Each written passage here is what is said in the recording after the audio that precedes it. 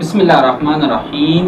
امام جعفر صادق علیہ السلام ارشاد فرماتے ہیں کہ مومن اس وقت تک اللہ کے عذاب سے نہیں بچ سکتا جب تک یہ 4 گناہ ترک نہ کر دے۔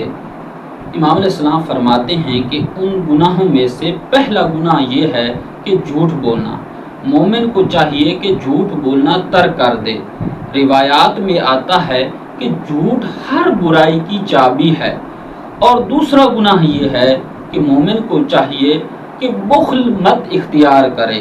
اس کا مطلب یہ ہے کہ خداوند متعال کی ذات نے اس کے اوپر جو مالی واجبات عائد کیے ہیں اس کو ادا کرے، یعنی اگر اس کے اوپر زکوٰۃ فرض ہو چکی ہے تو زکوٰۃ کو ادا کرے، اور اگر خمس واجب ہو چکا ہے تو خمس کو ادا کرے۔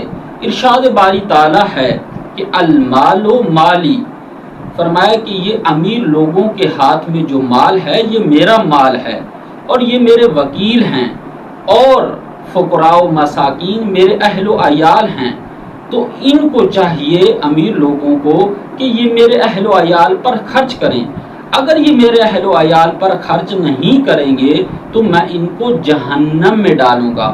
اور تیسرا گناہ امام علیہ السلام فرماتے ہیں تکبر ہے، کہ مومن کو چاہیے کہ تکبر مت اختیار کرے، اور خود ارشاد باری تعالیٰ ہے کہ زمین کے اوپر اکڑ اکڑ کر مت چلو، اور اسی تکبر نے عزازیل کو ابلیس بنا دیا تھا۔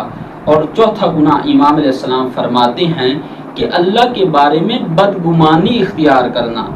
اور ایک اور جگہ پر امام جعفر صادق علیہ السلام ارشاد فرماتے ہیں کہ تم میں سے کوئی بھی اللہ کے بارے میں بدگمانی کی حالت میں مت مرے، اللہ کے بارے میں حسن ظن رکھو، اور یہ اللہ کے بارے میں حسن ظن رکھنا ہی جنت کی قیمت ہے۔